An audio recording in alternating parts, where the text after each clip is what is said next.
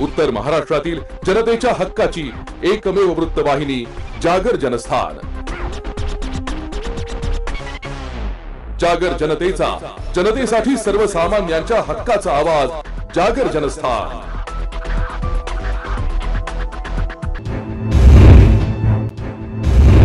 सर्वसामान्यांच्या हक्काचा आवाज, जागर जनस्थान।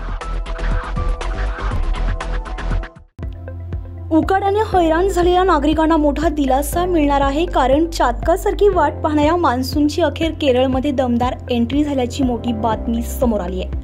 त्यामुळे केरळमध्ये अखेर मान्सूनचं आगमन झालंय। 2 दिवस आधीच मान्सून केरळमध्ये धडकलाय, त्यामुळे यावेळी मान्सून दणक्यात असणार आहे। भारतीय हवामान खात्याकडून मान्सून आगमनाची वर्दी देण्यात आली आहे। दरवर्षी 1 जूनला केरळमध्ये मान्सूनचं आगमन होतं, यंदा मात्र 30 मे रोजीच मान्सून केरळमध्ये दाखल झालाय। आता महाराष्ट्रातही मान्सून वेळेआधी दाखल होणार का याची प्रतीक्षा आहे। उकाड्याने हैराण झालेल्या नागरिकांना मान्सूनची प्रतीक्षा आहे। शेतकरी देखील पेरणीसाठी मान्सूनची आतुरतेने वाट पाहतोय। मान्सूनच्या प्रवासामध्ये सध्या कोणताही अडथळा नसून वेगानं प्रवास सुरू आहे। 10 जून पर्यंत मान्सून मुंबईत येईल असा अंदाज हवामान विभागाने वर्तवलाय। यामध्ये मान्सून 10 ते 14 जूनच्या आसपास येऊ शकतो, तर संपूर्ण महाराष्ट्र व्यापण्यास 15 ते 21 जूनचा कालावधी लागेल असा प्राथमिक अंदाज वर्तवण्यात आलाय। तसेच यंदा पाऊस देखील चांगला होईल असा देखील हवामान विभागाने अंदाज वर्तवला आहे। जागर जनस्थानसाठी अश्विनी पुरीसह ब्युरो रिपोर्ट, नाशिक। सर्वसामान्यांच्या हक्काचा आवाज, जागर जनस्थान। गेल्या महिन्याभरामध्ये शहरात गुन्हेगारीने डोके वर काढले असून यामागे शहरात वाढीस लागलेले अवैध धंदे असल्याचे बोलले जात आहे। त्यामुळे आयुक्तालय हद्दीमध्ये रात्रीच्या वेळी मारहाणीच्या घटना वाढल्या असून चोऱ्या, घरफोड्यांना आळा घालण्यात शहर पोलीस अपयशी ठरले आहेत। तसेच प्राणघातक हल्ले वाढले असून सर्रासपणे कोयते, तलवारीचा वापर मारहाणीमध्ये होत असल्याने शहरात पोलीस आहेत की नाही असा प्रश्न नाशिककरांना पडलाय। शहर पोलीस आयुक्तांनी आयुक्तालय हद्दीतील गुन्हेगारीला आळा घालण्यासाठी शहर गुन्हे शाखेच्या विशेष पथके नियुक्ती केली आहेत। मात्र गुन्हेगारी घटनांना आळा बसण्याऐवजी मारहाणी, प्राणघातक हल्ले यांसारख्या घटना सातत्याने घडत आहेत। मारहाणीच्या सर्वाधिक घटना अंबडमध्ये 13 तर नाशिक रोड हद्दीत 11 आणि उपनगरमध्ये 10 गुन्हे दाखल आहेत। भद्रकालीतही 8 मारहाणीचे गुन्हे दाखल आहेत। तसेच वाहनांची तोडफोड, जाळपोळ केली जात आहे। यामागे शहरात वाढलेले अवैध धंदे असल्याचे सांगितले जात आहे। गेल्या काही महिन्यांमध्ये शहरात मटका, जुगार, अवैध मद्य विक्री यांसारखे बेकायदेशीर धंदे सुरू झाले आहेत। तर रस्त्यालगतच्या चायनीज खाद्यपदार्थांच्या हातगाड्यांवर विनापरवानगी मद्याचे पार्सल विकले जात आहे। तिथेच मद्यपी मद्यांच्या पार्ट्या करतात। चोऱ्या, घरफोड्या आणि जबरी चोऱ्यांना अटकाव बसलेला नाही। सातत्याने या घटना घडत असून पोलिसांची गस्ती पथके निकामी ठरल्याचेच यातून स्पष्ट होत आहे। गेल्या महिन्याभरामध्ये शहरात 42 चोऱ्यांचे गुन्हे तर 24 घरफोड्या आणि 17 जबरी चोऱ्यांचे गुन्हे दाखल झाले आहेत। तर 54 वाहनांच्या चोऱ्या चोरट्यांनी केल्या आहेत। याची सारी माहिती पोलिसांना असूनही कारवाई होत नसल्याने शहरात गुन्हेगारी वाढल्याचे नागरिक उघडपणे बोलत आहेत। जागर जनस्थानसाठी अश्विनी बोराडेसह ब्युरो रिपोर्ट, नाशिक। सर्वसामान्यांच्या हक्काचा आवाज, जागर जनस्थान। सिडकोतील 2 सराफी दुकानातून सुमारे 3.5 लाख रुपयांच्या सोन्याचे दागिने खरेदी करून बंटी आणि बबलीने ऑनलाईन पेमेंटचा खोटा मेसेज दाखवून फसवणूक केल्याची घटना अंबड पोलीस ठाण्याच्या हद्दीत घडली आहे।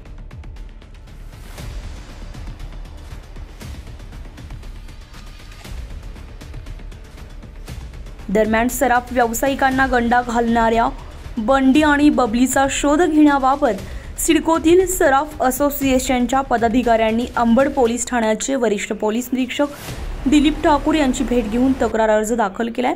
या प्रकरणाचा तात्काळ तपास करून बंटी आणि बबलीला जेरबंद करण्याचं आश्वासन दिलंय।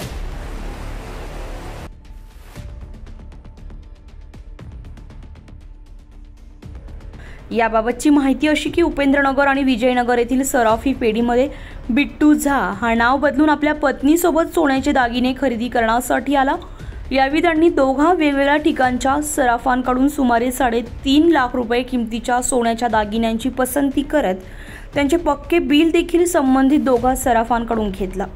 त्यानंतर त्याने बनावट ॲप बनवून फोनपे आणि NIFTद्वारे पेमेंट केल्याबाबतचा मेसेज देखील संबंधित सराफांना दाखवला आणि हे दोघे बंटी आणि बबली यांनी सोन्याचे दागिने घेऊन दुकानातून पोबारा केला। परंतु प्रत्यक्षात सोन्याचे दागिने खरेदी करून देखील त्याचं पेमेंट आपल्या खात्यात जमा झालं नसल्याचे लक्षात येताच संबंधितांनी आपली फसवणूक केल्याचं लक्षात आलंय। यानंतर सदरील प्रकार सिडको सराफ असोसिएशनच्या पदाधिकाऱ्यांना कळवल्यानंतर त्यांनी अंबड पोलीस ठाण्यामध्ये धाव घेत सदरील प्रकार अंबड पोलीस ठाण्याचे वरिष्ठ पोलीस निरीक्षक दिलीप ठाकूर यांना सांगत तक्रार अर्ज दाखल केलाय।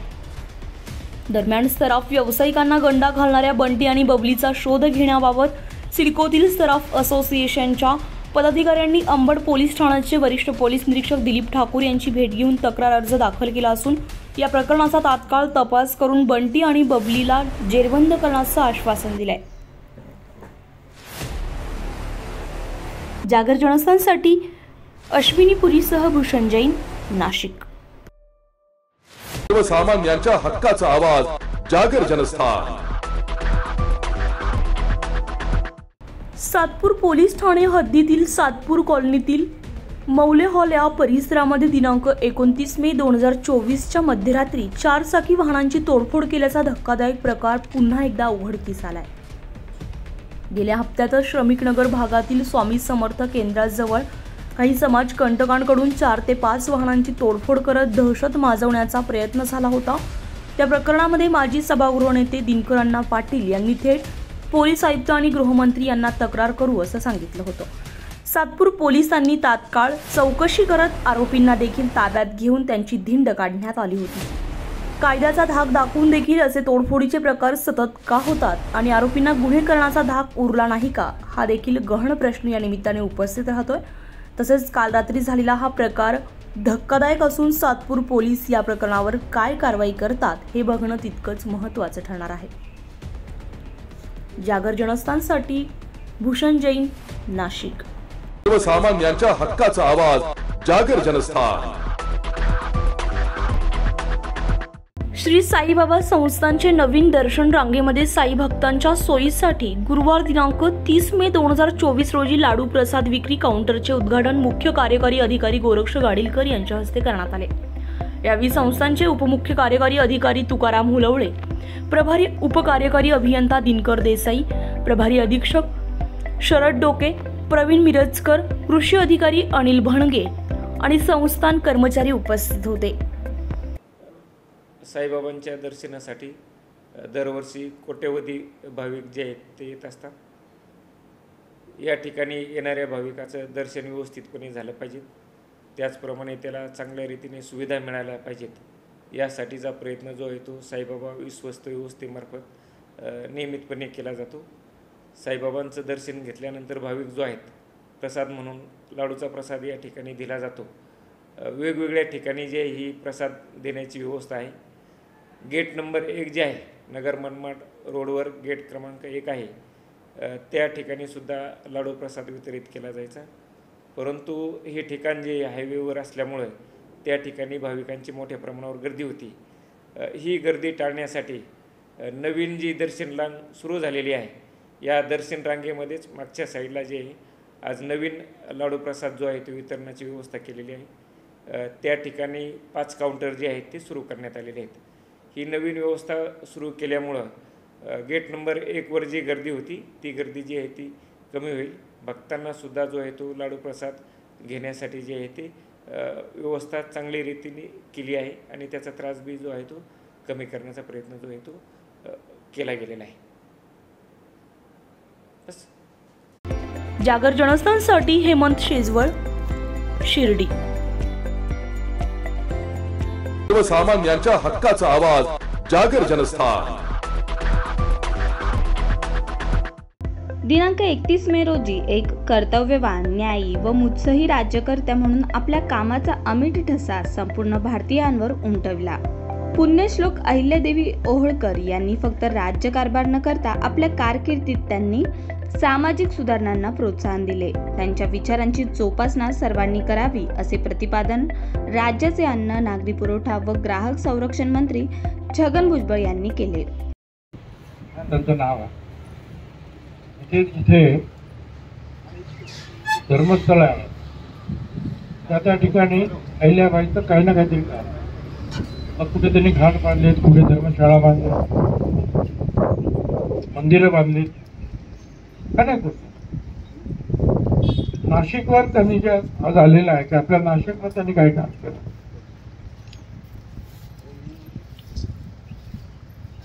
तर नाशिकवर त्यांनी त्र्यंबकेश्वरच्या जवळ कुशावर्ता नदी पुलाची दुरुस्ती केली.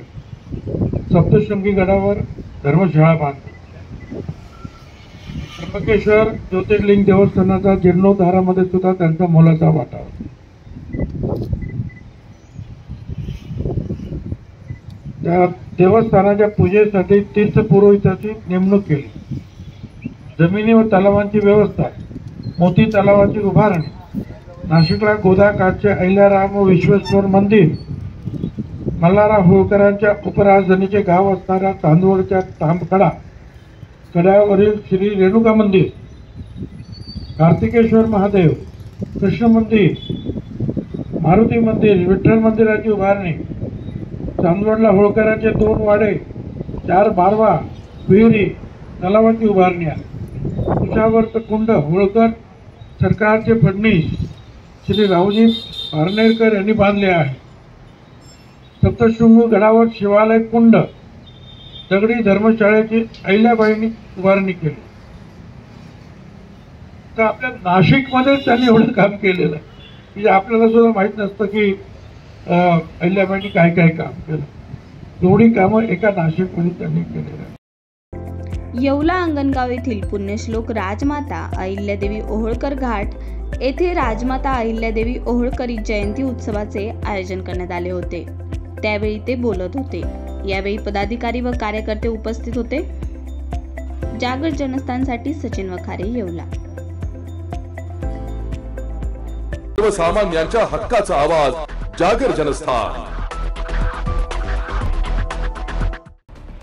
पेठरोडवर कर्णनगरमध्ये एका 17 वर्षीय युवकाचा खून झाल्याचा प्रकार गुरुवार दिनांक 30 रोजी रात्री 12 वाजता पेठरोडवरील कर्णनगर येथे उघडकीस आला आहे.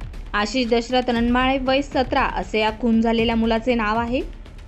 कबूतर उडवण्याच्या वादातून खून झाल्याचे प्रथमदर्शनी माहिती मिळत असून पंचवटी पोलिसांनी काही वेळातच संशयितांना ताब्यात घेतले आहे.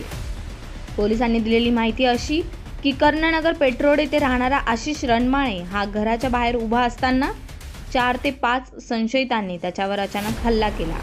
या हल्ल्यात रणमाळे जागीच ठार झालाय. घटनास्थळी गोंधळ उडाल्याने संशयित हल्लेखोर फरार झाले. घटनेची माहिती मिळताच पंचवटी पोलीस ठाण्याचे पथक घटनास्थळी दाखल झाले आहेत. संशयितांची माहिती घेत काही वेळात 3 संशयितांना ताब्यात घेतले आहे. वरिष्ठ निरीक्षक मधुकर कड यांच्या मार्गदर्शनाखाली तपास सुरू आहे. बुधवारी कबूतर रेसवरून वाद झाले होते. आज रात्री त्या वादातून हा खून झाल्याचा प्रथमदर्शनी माहिती पोलिसांना मिळाली आहे. जागर जनस्थानसाठी भूषण जैन, नाशिक. सर्वसामान्यांच्या हक्काचा आवाज, जागर जनस्थान. राष्ट्रवादी शरद पवार गटाचे नेते जितेंद्र आव्हाड यांनी केलेल्या घटनाकर डॉक्टर बाबासाहेब आंबेडकर अवमान संदर्भात येथील जनसंपर्क कार्यालय लकडगंज मूर्तिजापूर येथे जाहीर निषेध व्यक्त करण्यात आला आहे. मूर्तिजापूर विधानसभा मतदारसंघाचे आमदार हरीश मारुती अप्पा पिंपळे यांच्या मार्गदर्शनात जितेंद्र आव्हाड यांनी केलेल्या अवमान संदर्भात जाहीर निषेध करण्यात आला आहे. घटनाकर डॉक्टर बाबासाहेब आंबेडकर यांचा अवमान कदापि सहन करण्यात येणार नसून शासनाने जितेंद्र आव्हाड यांच्यावर राजद्रोहाचा गुन्हा दाखल करून त्यांना त्वरित अटक करण्यात यावी असे यावेळी बोलण्यात आले आहेत. शरद पवार गटाचे नेते आमदार जितेंद्र आव्हाड यांनी काल महामानव भारतरत्न डॉक्टर बाबासाहेब आंबेडकर यांचं चित्र असलेला स्मृती या नावाचा कागद फाडला आणि त्यांनी महामानवाचा अपमान केला. त्यांनी माफी मागितली पाहिजे, त्यांनी प्रत्यक्षित केलं पाहिजे. त्यासाठी आज मूर्तिजापूर शहर ग्रामीणच्या वतीनं आम्ही आज जितेंद्र आव्हाडांचा निषेध केलेला आहे. भारतीय जनता पार्टीचा विजय असो. यावेळी आमदार हरीश पिंपळे, कमलाकर गावंडे, शहराध्यक्ष रितेश सबाजकर, युवा मोर्चा तालुकाध्यक्ष पप्पू मुळे, युवा मोर्चा शहराध्यक्ष राहुल गुल्हाने, सरचिटणीस अविनाश यावले, सरचिटणीस हर्षल साबळे आदी पदाधिकारी व कार्यकर्ते उपस्थित होते. भारतीय जनता पार्टीचा जय असो. डॉक्टर बाबासाहेब आंबेडकरांचा जय असो. या जिताचा करायचं काय, या जिताचा करायचं काय. जागर जनस्थानसाठी सुमित सोनोने, मूर्तिजापूर. अडवतकर ज्वेलर्स म्हणजे आपल्या विश्वासाचं प्रतीक. अडवतकर ज्वेलर्स घेऊन आलाय आपल्यासाठी खास ऑफर. सोने आणि चांदीच्या खरेदीवर हमखास ऑफर फक्त अडवतकर ज्वेलर्स या ठिकाणी. तर वाट कसली बघताय, नक्की भेट द्या अडवतकर ज्वेलर्सला. आमचा पत्ता अडवतकर ज्वेलर्स, अगोरा कमर्शियल कॉम्प्लेक्स कॉर्नर, नाशिक 2. अधिक माहितीसाठी संपर्क क्रमांक 0253 25 78 544. आमचा मोबाईल नंबर 92 25 12 0 344. तर बघताय काय, नक्की अवश्य एकदा भेट द्या फक्त आपल्या अडवतकर ज्वेलर्सला. अडवतकर ज्वेलर्स म्हणजे आपल्या विश्वासाचं प्रतीक.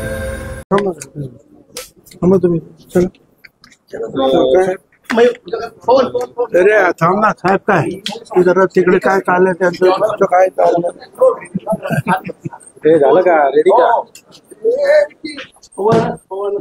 हा बोला काय साहेब, काल आपण जितेंद्र आव्हाडांची पाठराखण केली, त्यावर प्रवीण दरेकर असं म्हणतात की भुजबळांनी अशी भूमिका घेणं दुर्दैवी आहे. त्यांनी अशी भूमिका. ठीक आहे, त्यांचा तो प्रश्न आहे. माझं म्हणणं एवढंच आहे की मुख्य मुद्दा काय आहे, मनुस्मृतीचा चंचू प्रवेश आपल्या शालेय अभ्यासक्रमात होता कामा नये.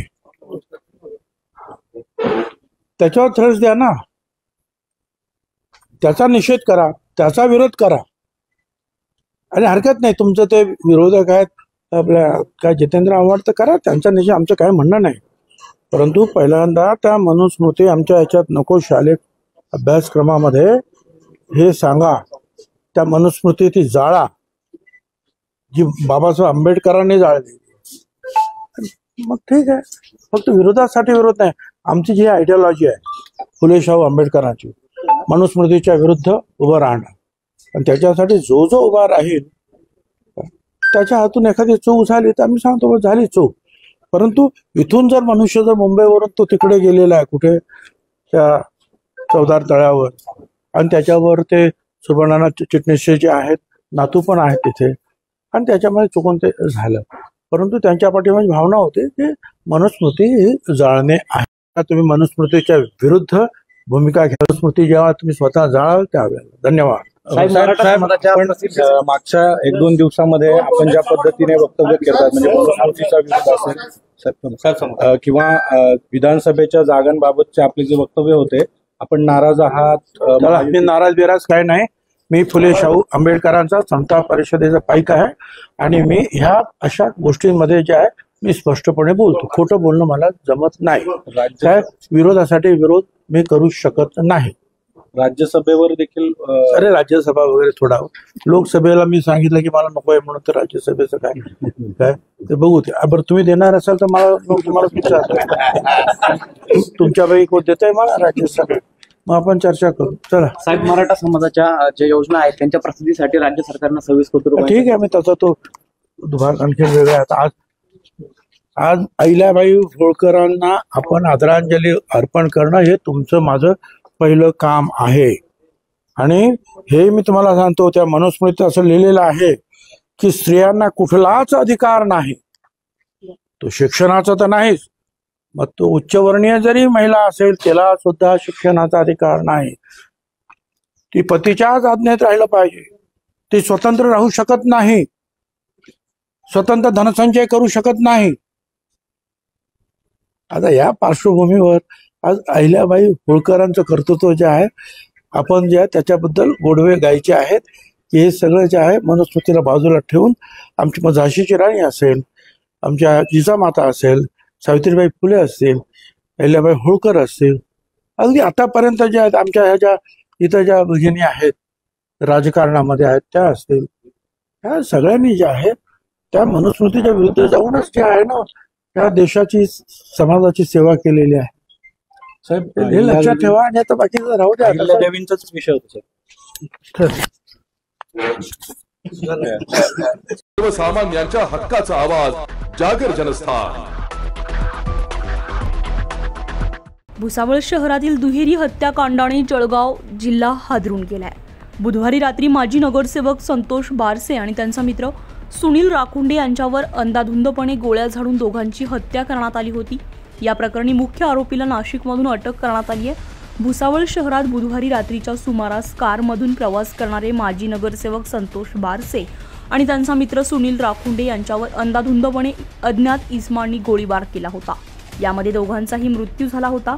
या हत्याकांडामधील मुख्य सूत्रधार संशयित करण परतुडे याला नाशिक पोलिसांनी ताब्यात घेतलंय. नाशिक पोलीस आयुक्तालयाच्या गुंडाविरोधी पथकानं ही कारवाई केली आहे. शहरातील मरीमाता मंदिराजवळ दबा धरून बसलेल्या हल्लेखोरांनी मोटारीत बसलेल्या बारसे आणि राखुंडे यांच्यावर गोळ्या झाडल्या होत्या. यानंतर हल्लेखोर भुसावळसह आणि जळगाव जिल्ह्यातून पसार झाले होते. जळगाव पोलिसांची विविध पथके हल्लेखोरांच्या शोधात होती.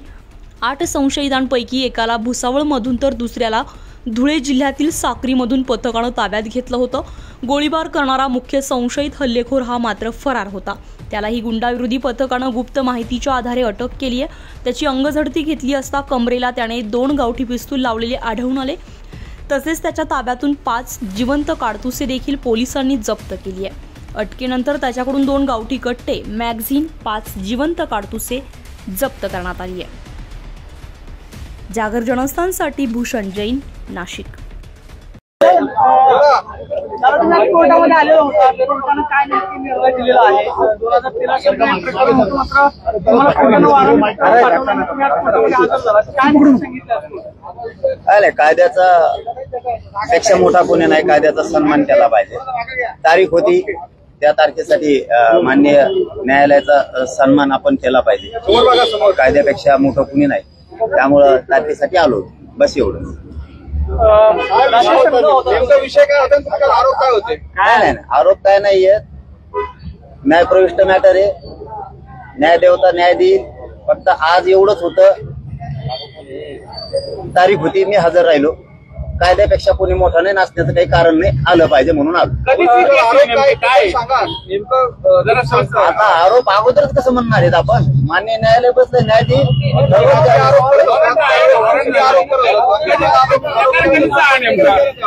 हे बघा, न्यायप्रविष्ट मॅटर असल्याच्या नंतर आपण त्याच्यात बोलायचं नसतं. असं त्यावेळेस ते काही सिद्धच नाही. विनाकारण आरोप करणार.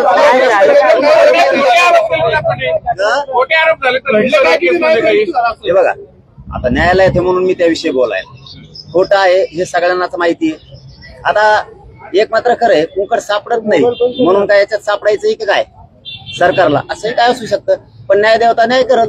तारीख होती, आलो दादा, आणि तुम्हाला टाळून जाऊ शकत नाही कधी. लय दिवसाचं येते. नाही, घटनाक्रम सांगायला नाही येते. आता फार 13-14 वर्षाचा विषय तो. आत्ता आलाय समोर आणि काही कारण नसताना. पण ठीक आहे, आता ते न्यायालयात टिप्पणी करू नये, कारण न्यायदेवता न्याय देईल. एवढं मात्र एवढं जालन्यावर जर तुम्ही येत असाल तर नेमकी तक्रार काय तुमच्या? तेवढं अहो साहेब, जालन्याहून आलोय म्हणजे न्यायदेवतेचा सन्मान केला पाहिजे, कायद्याचा सन्मान केला पाहिजे म्हणून आलो. तिथून आलो म्हणजे काय मोठा थोडा झालोय मी? कायद्यापेक्षा थोडा मोठा आहे.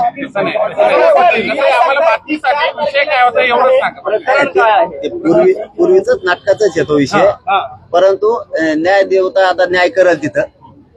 ठीक आहे, त्यामुळे ते आता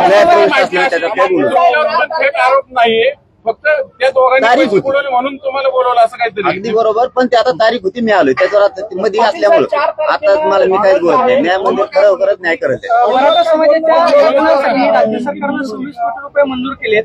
विरोधकांकडून टीका होती की ते शासकीय योजनांसाठी मंजूर केलेले 26 कोटी जर मराठा समाजासाठी वापरले असते तर फायदा झाला असता. तुम्हाला काय वाटतं, ज्या शासकीय योजनांसाठी 26 कोटी रुपये जे शासनाने मंजूर केले त्याचा फायदा होईल मराठा समाजाला? आतापर्यंत झाला नाही, इथून पुढे पण नाही होणार.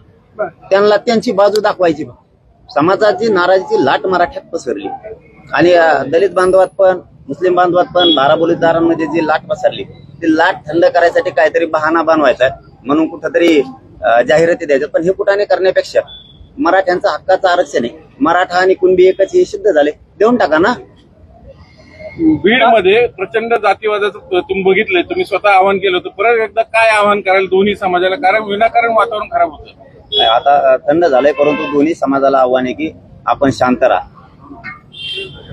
कारण आपल्याला कायदा सुव्यवस्था बिघडू द्यायची नाहीये. सांगितल्याबरोबर समाज आधीही शांत होता, आता पण दादा शांत आहे. पण हे जातीवाद मान्य आपल्याला पण नाही, म्हणून आपण 22-23 दिवसापूर्वी आपण आव्हान केलेलं की शांत राहा म्हणून, आणि 100% शांत राहतील. त्यांच्या बाजूने सुद्धा आव्हान होणं खूप गरजेचं आहे. बीडमध्येच काय होतंय असं, बीडमध्येच काय होतंय, कारण काय? कारण समोरची पार्टी आरोप करते तुम्ही भाषणात देताना काही जातीवादाचे उल्लेख केले, त्यामुळे सगळं पेटवतं कोण?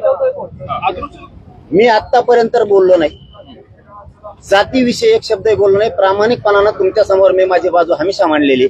मी जातीला खालच्या ग्राउंड लेवलच्या कुठल्याही ओबीसी बांधवाला कधी दुखवलेला नाही, दुखवणार सुद्धा. नेतेही विरोध करतात म्हणून त्यांना मी विरोध करतोय फक्त, कारण नेता हा कोणाचाच नसतो, त्यांना विरोध करतो. परंतु आपल्याला गाव खेड्यात राहायचंय. ओबीसी बांधवाचं मराठा बांधवाचं आपलं रोजचं एक ताट आहे, आपल्याला एकमेकात राहायला लागतंय. यांचं ऐकून आपण दुई निर्माण होऊ द्यायची नाही, म्हणून मी मोठ्या मनानं आव्हान केलं की आपण सगळ्यांनी शांत राहा. आणि शांत आहेत, फक्त आता त्यांच्याकडून आव्हान होणं खूप गरजेचं, पण ते करत नाहीत. बहुतेक त्यांना शांतता बिघडायची असेल. 4 तारखेला तुम्ही पाडापाड्याची भाषा सुरू केली, 5 पिढ्यापर्यंत पाडा, ती जातच संपवा, जी मराठ्यानं संपवून, अशा शब्द आल्यामुळं हे सगळं वातावरण चिघळलं गेलं. पाडा तर कुणीही म्हणतं, ते बी म्हणतात एकामेकाला पाडा. म्हणजे ती काय जातीवाद असतो का? तेही त्यांच्या विरोधी उमेदवाराला एकमेकाला म्हणतातच ना पाडा. मग काय थोडा जातीवाद येतो? मी बोललो नाही, मी बोललोच नाही, मी नावच नाही सांगितलं. नाही, मी निवडणुकीतच नाही, रिझल्ट सांगतो. बीड आणि जालन्याचे रिझल्ट काय असेल की दोन्ही ठिकाणी तुम्ही सांगितले लोकांनी ऐकले? नाही, पूर्ण महाराष्ट्रातच मराठा एकतर्फी आहे. परंतु कोण निवडून येईल हे सांगायला मी निवडणुकीत नाही, माझा समाज नाही. मी नाव घेतलंच नाही ना पर्सनल की याला पाडा. तसं म्हणलं असतं तर मग आमची प्रतिष्ठा पणाला लागली असती. जनतेला अधिकार आहे, अभिव्यक्ती स्वातंत्र्य आहे, फक्त त्यांना एवढंच सांगितलंय पाडा, पण मताची ताकद दिसली पाहिजे. मग आता मी सांगितलं नाही यालाच पाडा, आमची प्रतिष्ठा असण्याचे प्रश्न नाही. तशी जर मस्ती असली समजा की आम्ही नाही सांगून म्हणायची, मग विधानसभेला बघू. तुम्ही नाव न घेता थेट इशारा दिलेला आहे, आता विधानसभेत बघू तुम्ही कसं निवडून येतात ते. त्याचं काय होतंय, ते पालकत्व त्यांच्याकडे, पालकमंत्री ते शांतता राहिली पाहिजे ही त्यांची जबाबदारी आहे. परंतु त्यांनी सांगितलंच पाहिजे ना, त्यांनी सांगितलं पाहिजे की शांततेचा आव्हान, पण ते सांगत नाहीयेत. वैयक्तिक टिप्पणी आपण केली नाही. 4 तारखेपासून म्हणजे 4 जून पासून मराठा आरक्षणासाठी आंदोलन होतं, सगळ्या सोयऱ्यांची अंमलबजावणी आणि मराठा आणि कुणबी एकच हा कायदा पारित होण्यासाठी ते जर सगळ्या सोयऱ्याची अंमलबजावणी दिली नाही आणि मराठा आणि कुणबी एकच हे जर नाही मंजूर केलं तर मग मात्र विधानसभेला 288 मध्ये उभा करण्यास सगळ्या जाती.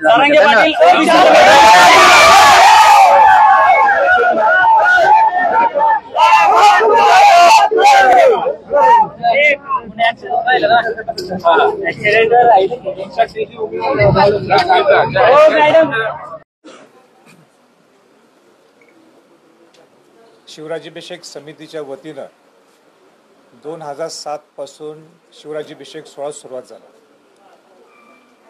मला आनंदाने सांगायचं आहे की 2007ला 2,000 शिवभक्त आले होते शिवराज्याभिषेक सोहळा साजरा करण्यासाठी.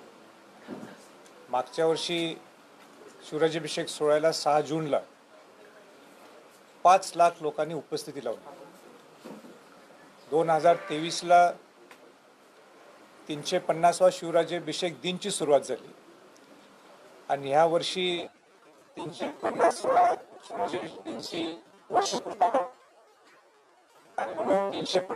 शिवराज्याभिषेक सोहळा ह्या वर्षी जोमाने साजरा करण्यासाठी शिवराज्याभिषेक समितीने आणि सर्व शिवभक्तांनी ठरवलेलं आहे. या प्रसंगी मला सर्व शिवभक्तांचं मनापासून आभार व्यक्त ह्याच्यासाठी करायचं आहे की खऱ्या अर्थाने छत्रपती शिवाजी महाराज हे छत्रपती झाले. शिवाजी महाराजांचा राज्याभिषेक सोहळा हा रायगडला झाला आणि तो लोकोत्सव व्हावा, तो राष्ट्रीय सण म्हणून साजरा व्हावा यासाठी सगळ्या शिवभक्तांनी प्रयत्न केला, राज्याभिषेक समितीने प्रयत्न केला. आणि म्हणूनच आपल्याला या 18 वर्षात ज्या शिवराज्याभिषेक समितीने 6 जूनला शिवराज्याभिषेक सोहळा सुरू केला, आपल्याला 2000 शिवभक्तांच्या वरून आज 5-5.25 शिवराज्याभिषेक समितीच्या वतीनं असेल, प्रशासनाच्या वतीनं असेल आणि या संयुक्तपणाने एक चांगल्या पद्धतीने एक राज्याभिषेक सोहळा हा देखणा व्हावा. राज्याभिषेक सोहळा हा नुसता महाराष्ट्रात नाही तर देशात नाही तर जगभरात पोचावा या दृष्टिकोनातून आमचे प्रामाणिक प्रयत्न आहेत. आणि परत एकदा सगळ्या शिवभक्तांना मी आवाहन करू इच्छितो की आपण या 350व्या शिवराज्याभिषेक सोहळ्यासाठी आपण मोठ्या संख्येने आनंदाने उत्साहाने शिवाजी महाराजांना वंदन करण्यासाठी, शिवाजी महाराजांना अभिवादन करण्यासाठी आपण यावं. मला पूर्ण कल्पना आहे ज्या पद्धतीने लोकांची सोय होण्यासाठी जेवढे प्रयत्न व्हावे लागतात, पण अनेक प्रतिकूल परिस्थिती तिथं रायगडवर असताना लोकांच्या परिस्थितीतून सुद्धा केव्हा जावं लागतं. पण एक शिवभक्त ज्यावेळी तिथं येतो तो त्या तयारीच येतो की आपल्याला तिथली परिस्थिती किती प्रतिकूल हे कल्पना आहे तरीही शिवभक्त तिथं येतो. पण जेवढं शक्य होईल तेवढं आम्ही म्हणजे शिवराज्याभिषेक समिती आणि प्रशासनाने सुद्धा चांगल्या पद्धतीने जोडणा केलेली आहे. आणि म्हणून मी सगळ्या शिवभक्तांना परत एकदा आवाहन करू इच्छितो की आपण या 350व्या शिवराज्याभिषेक सोहळ्यासाठी आपण मोठ्या संख्येने यावं. माझं तर उलटं आणि आव्हान आहे की 5 जूनला मी सगळ्या शिवभक्तांच्या बरोबर चित्त दरवाजा, नाणे दरवाजाच्या माध्यमातून हे मी रायगड पदभ्रमंती करत असतो, दुर्गराज रायगड किल्ल्याची पदभ्रमंती करत असतो. तर आपण तिथं सुद्धा यावं अशी आपली सर्वांना मी शुभकामना.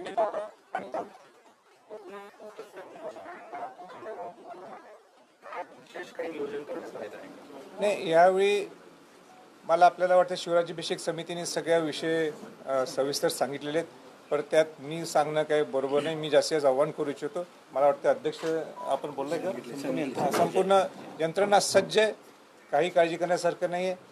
कार्यक्रम सुंदर व्हावा, एक उत्साह असतो शिवभक्तांच्यात, तर उत्साह सगळे मिळून आपण साजरा करूया यासाठी सगळ्या शिवभक्तांनी यावं अशी मी आजी सगळ्यांना विनंती करतो. आपण मुख्यमंत्र्यांची देखील भेट घेतली होती, काय चर्चा झाली, सरकार कशा पद्धतीने मदत करायची? मुख्यमंत्र्यांना सुद्धा मी भेटलो, उपमुख्यमंत्री देवेंद्र फडणवीसना सुद्धा मी भेटलो आणि त्यांना खऱ्या अर्थाने सांगितलं की काय कशा अर्थाने ही कशा पद्धतीने प्रतिकूल परिस्थिती निर्माण होऊ शकते.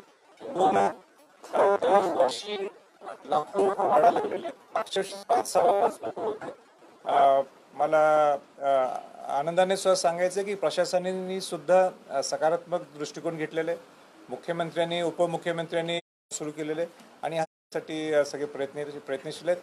या मिनिटाला तर मला कुठेही माझ्या मनात काही मुख्यमंत्री असतील, खासदार असतील, आमदार असतील, सगळ्यांना आमचे इन्व्हिटेशन्स जातात. पण ह्यावेळी सगळे लोकसभेची सगळी पळापळ असल्यामुळं, धावपळ असल्यामुळं बाहेरचे परदेशातले पाहुणे हे बोलवणं शक्य झालं नाही. कारण का माझे स्वतः सगळ्या राजदूतांशी चांगले संबंध आहेत. पूर्वी एक 3 वर्षाच्या अगोदर मी 7-8 राजदूत तिथं शिवाजी महाराजांना अभिवादन करायला आले होते. छत्रपती शिवाजी महाराजांच्या जयंतीला तर 30 राजदूत जगातले शिवाजी महाराजांना अभिवादन दिल्लीत शिवजयंतीसाठी आले होते सगळे. पण राजदूतांना आम्ही ह्यावेळी पोचू शकलो नाही. पण पुढच्या वेळी नक्कीच आपण आणू. 350 नसला तरी पुढच्या वर्षी तरी आपल्याला अनेक राजदूत असतील किंवा अनेक वरचे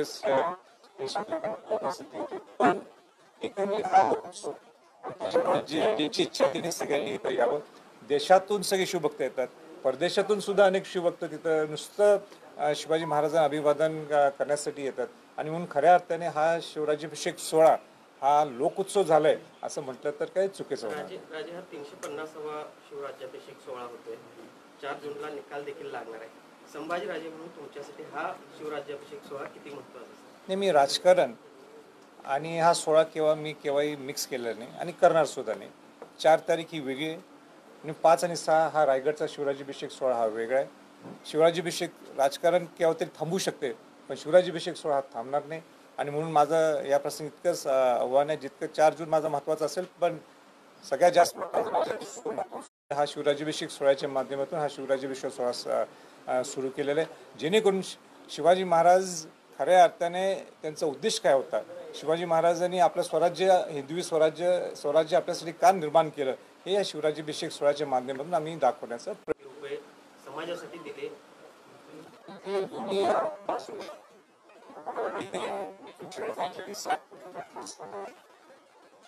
60 कोटी आम्ही आरक्षण दिले म्हणण्यापेक्षा किंवा ते अजून ते आरक्षण कोर्टात आहे, ते टिकणं महत्त्वाचं आहे. आम्ही आरक्षण दिले म्हणण्यापेक्षा तुम्ही या आरक्षणाच्या माध्यमातून तुम्ही ह्या गरीब मराठा समाजाला न्याय कसं मिळवून देऊ शकता. मग त्या गव्हर्नमेंटच्या नोकऱ्या असतील किंवा शिक्षणाच्या क्षेत्रात तुम्ही काय देणार असाल, हे तुम्ही त्या पद्धतीने त्या ॲडमध्ये द्यावं. नुसते आम्ही आरक्षण मला माहीत नाही ते कशी देण्यात ॲड, पण जर ते ॲड नुसती देणार असं की आम्ही दिलंय हे म्हणणं चुकीचं होईल. दिलं हे तुमची जबाबदारी, तुमचं कर्तव्य आहे, पण त्याचबरोबर तुम्ही त्या आरक्षणाच्या माध्यमातून काय गरीब मराठ्यांना न्याय मिळवून देणार आहे ह्याच्याबद्दल तुम्ही सविस्तर स्पष्टीकरण त्याच्या ॲडमधलं दिलं तरी मग माझी काय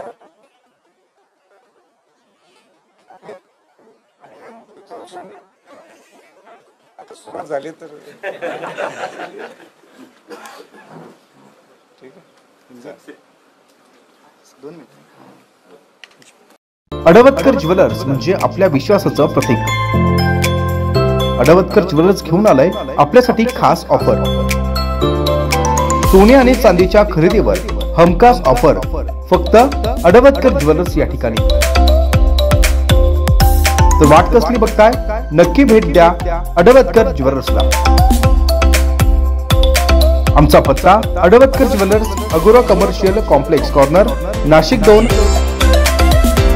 अधिक माहितीसाठी संपर्क क्रमांक 0253 25 78 544. आमचा मोबाईल नंबर 92 25 12 0 344. तर बघताय काय, नक्की अवश्य एकदा भेट द्या फक्त आपल्या अडवतकर ज्वेलर्सला. अडवतकर ज्वेलर्स म्हणजे आपल्या विश्वासाचं प्रतीक.